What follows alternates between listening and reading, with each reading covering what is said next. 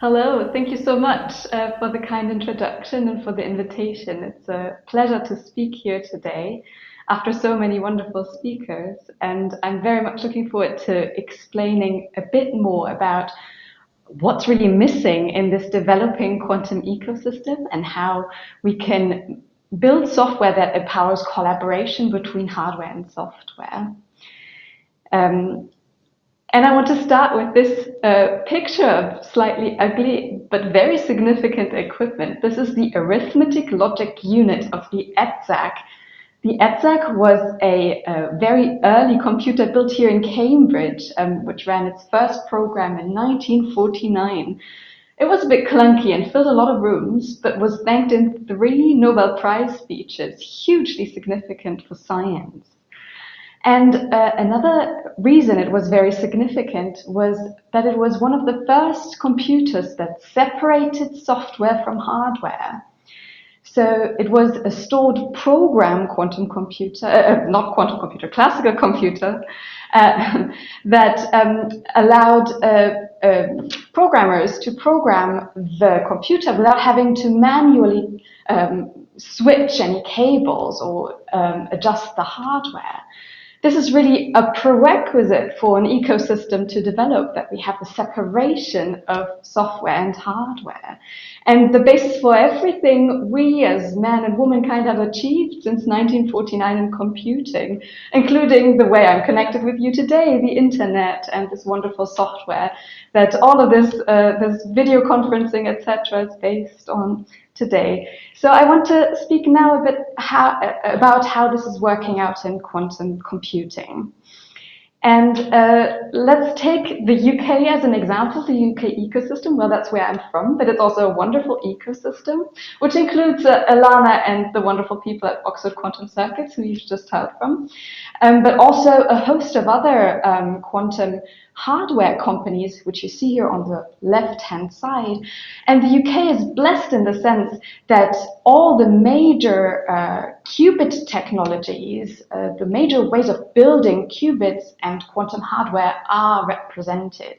We have Orca and Duality building quantum computers out of photons, Rigetti, Oxford Quantum Circuits, and AZTEC making superconducting qubits, Oxford Ionics, Cold Quanta, and Universal Quantum making quantum computers out of atomic qubits, and Quantum Motion working with silicon qubits. And we also have a great list of quantum software companies making programming languages, compilers, software, and use cases, looking at all of those things.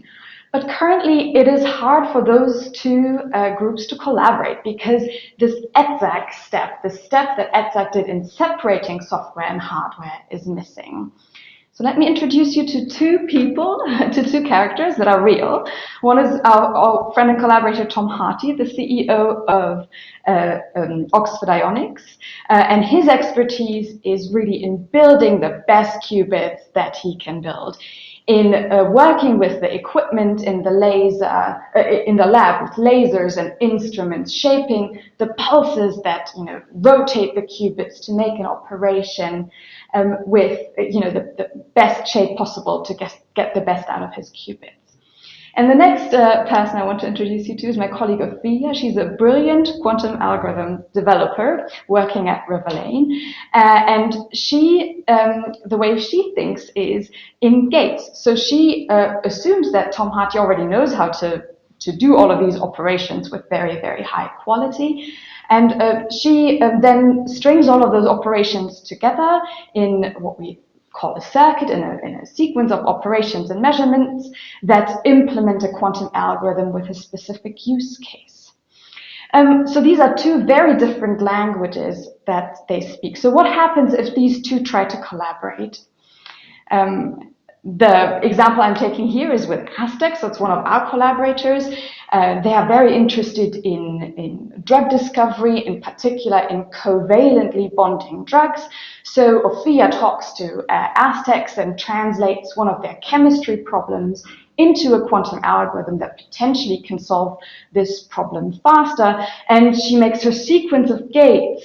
And then there's a piece missing. How do we then use the sequence of gates and map it onto these pulses and these instruments in the lab that Tom Harty is such an expert in a very, very efficient, high-performance way. So we squeeze every bit of performance out of the qubits because, well, at the moment, we don't have that many qubits. Well, Tom Harty is working on changing that, and they are of limited quality. So how do we really get the best out of those qubits?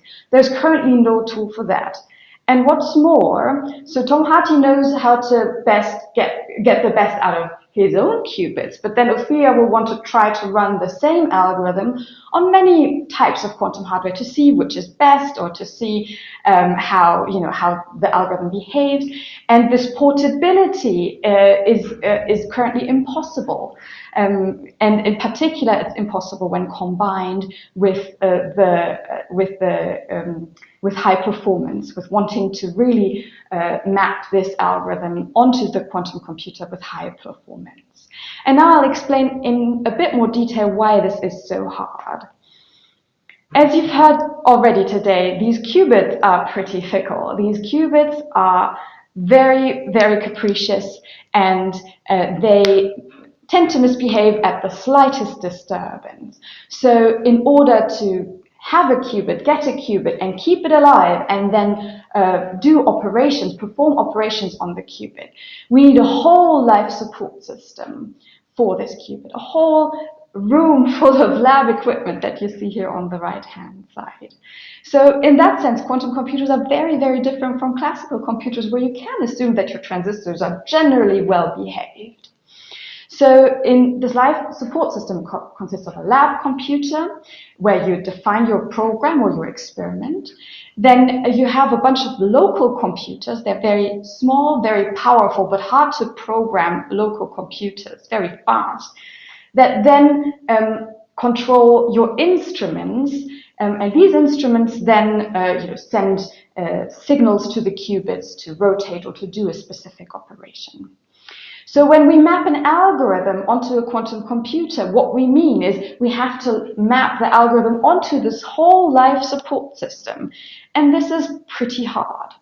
So the currently prevailing programming model for a quantum computer just sort of abstracts this whole life support system away. It fixes everything beyond the computer where you define your program. And that makes it very, very, very hard to achieve a high-performance mapping of your algorithm, of your sequence of gates and measurement onto the quantum computer. There is obviously very smart mathematicians that have tried to figure out how to compile all of this down, but it is a general compilation problem onto a heterogeneous system. It's really completely unsolved. Very, very difficult. So what if we make some of these bits of the life support system available to a quantum programmer, to a quantum algorithm developer like Ophelia?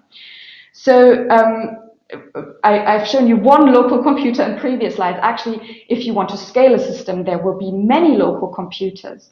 And what if Ophelia could access those? Well, then she would have the ability to use these local computers to react to imperfect qubits in real time and really map her algorithm perfectly.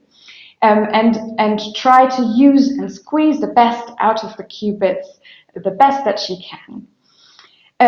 This is particularly important for specific applications, for example, error correction, where you need to react very, very quickly to what those qubits are doing. And error correction is really one of those things where software and hardware, mathematicians and algorithm developers and experimentalists in the lab need to work together. It's a huge problem that cannot be solved without collaboration. We're building such a system at Riverlane that can give that sort of access to the little local computers and allow someone like Ophelia to really map her algorithms efficiently and provide this missing piece. But we cannot do that alone. We can only do this in this wonderful ecosystem here in the UK together with with a whole host of wonderful partners, as well as the National Physical Laboratory and ARM. This is a project funded by Innovate UK. And in this collaboration, we're really defining and refining how software and hardware can best collaborate, and how we can make the resources available to a quantum algorithm developer that will allow for an efficient mapping. We have released the first version of a data flow of our operating system, which you can access on GitHub. And our wish is that this really provides this missing piece in the ecosystem for Ophelia and Tom Harty to collaborate to map quantum algorithms onto quantum computers. And not only for those two to collaborate, but to provide the high performance and the portability that's really needed to make this quantum ecosystem thrive.